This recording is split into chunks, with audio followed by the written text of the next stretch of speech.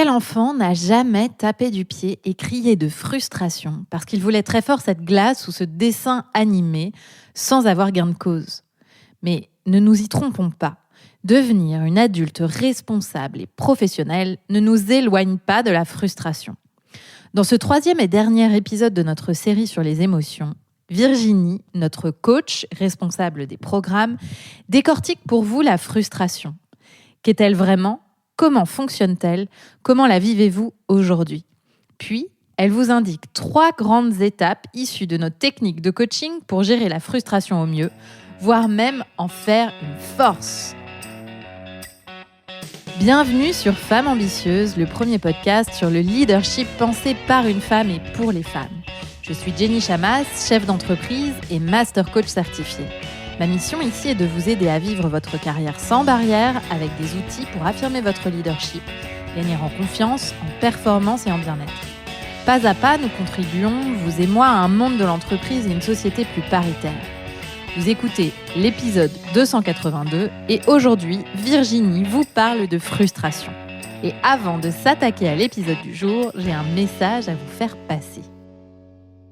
Bonjour à toutes, je m'appelle Virginie Baudet, je suis coach certifiée au sein de l'équipe Jenny Chamas et vous m'avez déjà entendu sur ce podcast vous parler du coaching lors de l'épisode 198 intitulé « Regard croisé sur le coaching » et dans l'épisode 245 « Réussir un changement de carrière ». Aujourd'hui, je suis ravie de vous retrouver dans cette série consacrée aux émotions pour vous parler d'une émotion très connue et ô combien inconfortable, la frustration. Ah, la frustration, cette émotion mal aimée, ce genre de moment où l'on n'obtient pas ce à quoi on s'attend, où l'on désespère de faire quelque chose, ces moments où l'on se sent incomprise ou encore victime d'une injustice. Tout le monde les connaît. Mais la frustration, qu'est-ce que c'est finalement et comment ça marche ? La frustration est une émotion qui apparaît lorsque les choses ne se déroulent pas comme vous l'avez prévu ou souhaité, quand vous n'avez pas ce que vous voudriez avoir ou ce que vous pensez mériter d'avoir. C'est très schématiquement l'enfant qui n'a pas sa glace. Mais cela peut aussi être l'employé qui ne se sent pas reconnu à sa juste valeur dans son entreprise, ou encore l'entrepreneur qui ne peut pas investir de nouvelles opportunités faute de moyens financiers ou humains suffisants. Elle est assez désagréable à ressentir. Elle peut être assez vive si vous n'obtenez pas ce que vous voulez comme votre promotion ou la glace que vous vous réjouissiez de déguster. Mais le plus souvent, la frustration est latente, elle est diffuse, c'est-à-dire qu'elle vous accompagne et colore vos journées sans même que vous en ayez réellement conscience. Lors d'un récent coaching, j'ai accompagné une cliente qui pensait ne pas avoir le poste et les fonctions qu'elle méritait et en ressentait une grande frustration. Son quotidien était tout entier coloré par cette émotion. Au travail, elle se mettait dans une posture de retrait et de passivité. Elle rentrait dans un mode un peu punitif même vis-à-vis de son entreprise. Elle pensait que, comme son entreprise ne reconnaissait pas sa valeur, à son tour, elle ne voulait pas lui en faire pleinement profiter. Elle se plaignait régulièrement à ses proches ou même auprès de certains collègues, se sentait incomprise dans son cadre professionnel et personnel, et de là, elle adoptait un comportement passif-agressif en usant de sarcasme et d'ironie quand elle était sollicitée. Une autre de mes clientes, frustrée par la promotion d'un collègue à un poste qu'elle convoitait, avait elle un tout autre comportement. Elle faisait comme si de rien n'était, c'est-à-dire qu'elle cachait sa frustration et essayait de ne pas la ressentir alors qu'intérieurement ça bouillonnait. Et de là, un jour, sans raison apparente, elle s'est vue exploser sur une demande banale de son N+1. Crise de larmes et grosse colère au rendez-vous, avec l'émotion de honte qui s'en est suivie et que j'aime à appeler l'émotion boomerang. Ce que je veux vous montrer ici, c'est que, quelle que soit votre situation, la première personne à qui vous faites du tort dans ces façons de réagir à la frustration, c'est vous-même. Car quel que soit le comportement que vous adoptiez quand vous réagissez ou évitez votre frustration, vous vous déconnectez de vous et de la leader que vous aimeriez incarner. Pire encore, tout entière prise par cette énergie, vous n'entreprenez rien de constructif pour aller vers ce que vous voulez. Pour faire reconnaître votre valeur professionnelle, par exemple, ou obtenir ce nouveau poste convoité. Et vous prenez aussi le risque de dégrader votre qualité de relation aux autres, entraînant ensuite une foule de nouvelles émotions désagréables à ressentir. Bref, vous vous coupez clairement l'herbe sous le pied. Et la frustration peut avoir un coût encore plus lourd à long terme sur votre carrière, sur vos relations et sur votre qualité de relation à vous-même. Car qui êtes-vous quand vous passez des jours ou des semaines à vivre avec cette aigreur, cet inconfort, à voir tout ce qui se passe mal, ce que vous n'avez pas, ce que vous trouvez injuste? Et enfin, la frustration, elle peut aussi avoir un impact sur votre santé. Elle vous prend de la charge mentale et de l'énergie. Elle peut entraîner des insomnies, des comportements de haut et de bas et être un des facteurs qui contribuent au burn-out et à la dépression. Alors tout ça ne vend pas du rêve, n'est-ce pas? Du coup, la frustration, on en fait quoi? Tout d'abord, j'aimerais ici vous rassurer. Si vous ressentez parfois et même souvent de la frustration, il n'y a rien qui cloche chez vous.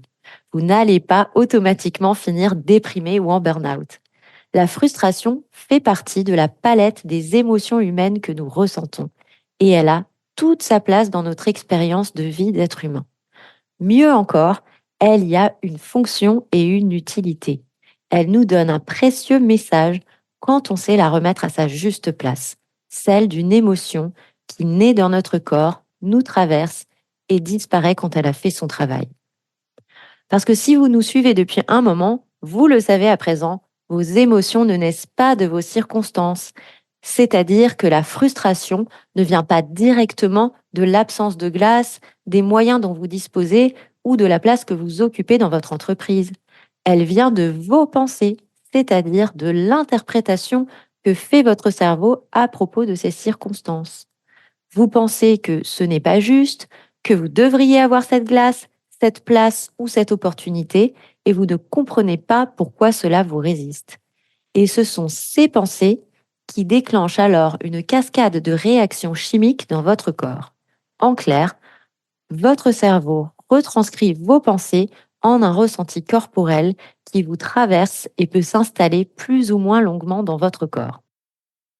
En général, ce ressenti s'estompe de lui-même après quelques temps lorsque vous avez une pensée différente sur la situation ou que celle-ci est plus éloignée de vos préoccupations du moment. Et la frustration, ce n'est finalement que cela, une vibration qui vous traverse et provoque un ressenti corporel pas très agréable.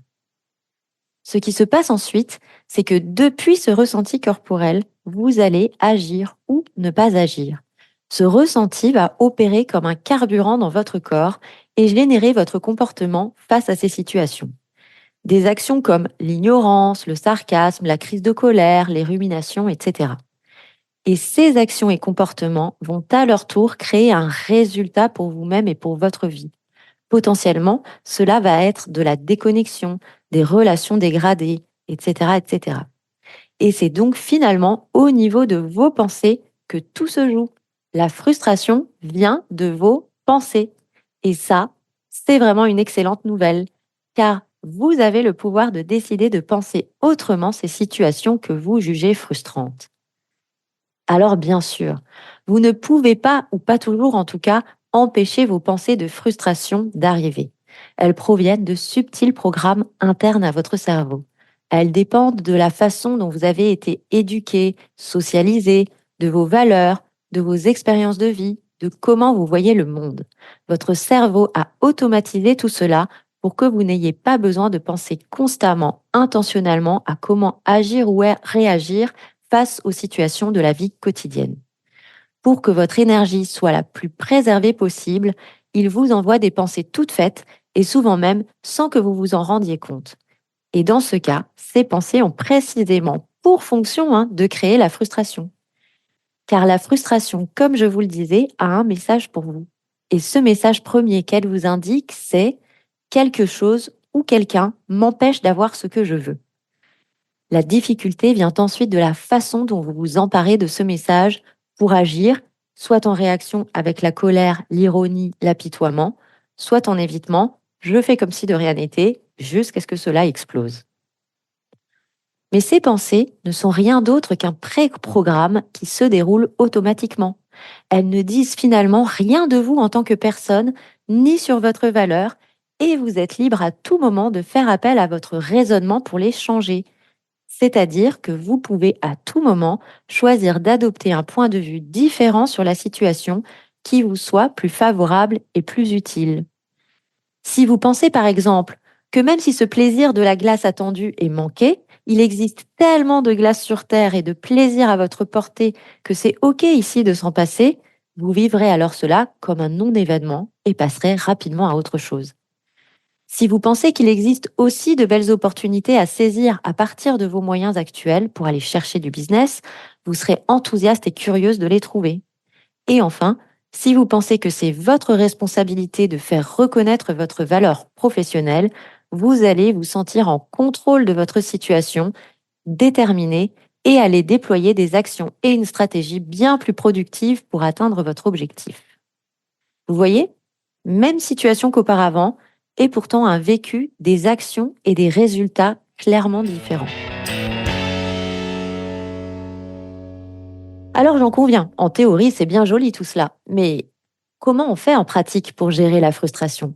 Comment passer de cet état dans lequel on se sent frustré à celui dans lequel on se sent active et aux manettes de son expérience d'une situation, et le tout si possible sans avoir dérapé en chemin en termes d'action et de comportement? Alors je vais vous partager ici 3 étapes de coaching que nous utilisons pour gérer la frustration. L'étape numéro 1 consiste à vous connecter à votre émotion de frustration et apprendre à repérer vos pensées à l'origine de votre ressenti. Et pour cela, je vous invite à le faire par écrit. C'est très important d'adopter cette méthode. Pour vous comprendre et pouvoir faire évoluer vos situations, vous avez besoin de les sortir de votre esprit. L'écriture est vraiment l'outil numéro 1 de la prise de recul et du changement. Et je vois encore trop de femmes me dire qu'elles font cela dans leur tête. Alors j'insiste sur ce point. Sans l'écriture, il vous sera beaucoup plus difficile de changer. Vous perdrez davantage de temps à ruminer sur une situation de frustration dans votre tête qu'à la poser clairement sur le papier ou sur un document informatique. Donc, pour cette étape numéro 1, prenez de quoi écrire et posez-vous ces questions. Quelle est la dernière fois où vous vous êtes senti frustré? À propos de quoi? Que s'est-il passé? Qu'en pensez-vous? Et quel est le problème ici pour vous? Reprenez ensuite ce que vous avez écrit sous les yeux et surlignez avec une couleur tous les faits de la situation. Les faits ou circonstances, ce sont tous les éléments neutres et sans interprétation, les choses que vous pourriez prouver devant un tribunal. Cela peut être les paroles de votre responsable, le texte d'un mail, une invitation à une réunion, par exemple. Cela peut être aussi l'absence du marchand de glace à son horaire habituel ou encore l'argent, le nombre de salariés que vous avez, etc. Prenez ensuite une autre couleur pour surligner vos pensées, c'est-à-dire tout ce qui relève de votre interprétation et ressenti de la situation. Vous avez maintenant votre texte et les 2 couleurs qui indiquent d'une part les circonstances et de l'autre les pensées. Et voilà un gros travail de séparation accompli. Vous avez d'un côté les faits, dans une couleur, ceux sur lesquels 1000 interprétations différentes seraient possibles, et de l'autre, vos pensées, c'est-à-dire l'histoire que vous raconte votre cerveau à propos de ces faits et qui génère la frustration. Cette étape est là pour vous permettre de gagner en clarté et de prendre conscience de la subjectivité de cette histoire. Étape numéro 2. Accueillir votre émotion sans jugement et avec compassion. Grâce à l'étape numéro 1, vous pouvez à présent prendre du recul en séparant vos pensées de la personne que vous êtes. Votre frustration naît de cette histoire que vous vous racontez actuellement, mais elle ne dit rien sur vous en tant que personne, ni sur la suite de ce qu'il va se passer. Elle est là uniquement pour vous délivrer son message. Accueillez ce message avec compassion pour vous. Vous pouvez même fermer les yeux, prendre une grande inspiration et expirer par la bouche en plaçant votre intention sur votre ressenti physique de la frustration. Quel est votre ressenti physique de la frustration? Demandez-le vous et respirez dedans. Et magie du corps humain, en lui donnant votre attention, vous allez réduire votre inconfort physique plus rapidement. Vous pouvez même demander à votre frustration pourquoi elle est là, quel est son message pour vous. Cet exercice s'appelle l'accueil des émotions. Vous pouvez d'ailleurs le pratiquer avec toutes vos émotions désagréables comme les émotions plus agréables. Il vous permet de littéralement apprendre à ressentir et digérer vos émotions. Et il est un outil de cheminement précieux pour aller ensuite vers la troisième et dernière étape pour gérer votre frustration. Cette troisième et dernière étape vous permet de reprendre le pouvoir sur votre situation. Elle consiste à réorienter vos pensées de frustration vers des pensées plus utiles pour vous, des pensées qui génèrent des émotions plus agréables ou utiles pour vous dans cette situation. Pour vous y aider, je vous confie ici 2 questions très simples et très puissantes et qui sont au cœur de notre approche de coaching. Question 1. En quoi vos pensées actuelles vous sont-elles utiles? Question 2. Là où elles ne sont pas utiles, que pouvez-vous décider de penser de plus utile pour vous? Alors, pourquoi c'est fort et puissant? Parce qu'on a plutôt l'habitude de se demander en quoi ce qu'on pense est vrai ou pas vrai, ou juste ou pas juste. Alors qu'en fait, la vérité, comme nous l'avons vu, est subjective. Nous n'avons pas les mêmes valeurs et la même façon de voir le monde et notre réalité. Et finalement, ce qui compte, c'est de savoir si cela vous emmène là où vous voulez aller, ou si à l'inverse, vous vous tirez une balle dans le pied avec vos actions et votre comportement. Et c'est ainsi que vous reprenez le pouvoir, en décidant consciemment ce que vous voulez penser de plus utile. Et ces pensées généreront à leur tour des actions et un comportement vous permettant d'incarner pleinement la leader en vous. Cette méthode vous remet aux commandes de ce que vous vivez en changeant ce qui a besoin d'être changé et en acceptant et embrassant pleinement ce qui ne peut pas l'être. Vous vous épargnez les réactions parfois délétères et inutiles de la frustration en sortant des modes de réaction ou d'évitement à chaud. J'ai par exemple accompagné une cliente qui se sentait frustrée parce qu'elle pensait qu'entre son travail, la gestion de ses enfants et des tâches domestiques, il ne lui restait plus aucun temps de qualité pour elle-même. Elle abordait ses journées avec cette énergie. Elle voyait tout ce temps donné à son travail, à ses enfants, son temps qu'elle dédiait aussi à l'organisation des prochaines vacances et aux courses à faire en perspective des repas à préparer. Elle cherchait alors à tout faire le plus vite possible. Cela la rendait agressive envers ses enfants qu'elle jugeait trop lents à se préparer le matin. Au travail, elle était sur la défensive car elle redoutait d'avoir encore et toujours plus de choses à faire. Et puis, elle a fini par exploser un soir venu avec son conjoint quand il lui a demandé si elle pouvait passer au pressing récupérer son costume. En coaching, nous l'avons aidée à commencer par prendre conscience des faits de sa situation. Le nombre d'heures passées au travail, les tâches qu'elle y effectue et celles qu'elle effectue dans sa vie personnelle aussi. Ses enfants, ce qu'ils ont fait, etc. Et prendre ensuite conscience de l'histoire qu'elle se racontait sur ces faits, qu'elle n'a pas de temps pour elle, qu'elle subit la situation, que tout le monde s'en fout et qu'elle est sur les rotules à cause de tout ça. En étape 2, nous l'avons aidée à se reconnecter au présent et à son ressenti pour accueillir la frustration dans son corps. Elle a ainsi pu décrypter le message que la frustration avait pour elle. Et ce message était qu'elle avait besoin d'un temps pour elle et de se sentir davantage soutenue. En étape 3, elle a réfléchi aux meilleures façons de répondre à ses besoins.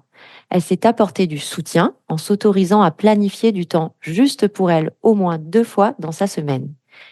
Et elle a en parallèle renoncé à certaines tâches comme l'organisation des vacances qu'elle a déléguées à une agence de voyage. Et enfin, elle a demandé un partage de certaines tâches à son mari et à ses enfants. Et ce qui lui a permis de mener ses actions a été sa prise de recul et de choisir d'en penser qu'elle mérite ce temps pour elle et que prendre ce temps pour elle sera in fine bénéfique à tous. Elle s'est alors sentie soutenue et motivée pour passer à l'action. Et voilà, vous voilà équipé de cette méthode que je vous invite à tester pour gérer la frustration, qu'elle soit grande ou petite. Et bien sûr, cette méthode marche aussi après coup, si vous pensez avoir franchement dérapé dans votre gestion de votre frustration. La prise de recul et la compassion seront alors vos alliés pour revenir sur ces situations et regarder ce qui n'a pas fonctionné et vous améliorer. L'épisode vous a plu ? Pour me soutenir, parlez-en autour de vous et laissez un avis 5 étoiles. Sachez que nous proposons plusieurs formations avec différents formats à destination des particuliers comme des entreprises. Retrouvez toutes les informations sur notre site jennychamas.com ou venez discuter avec nous sur Instagram et LinkedIn. Et rendez-vous la semaine prochaine pour vous parler du bouton pause du cerveau.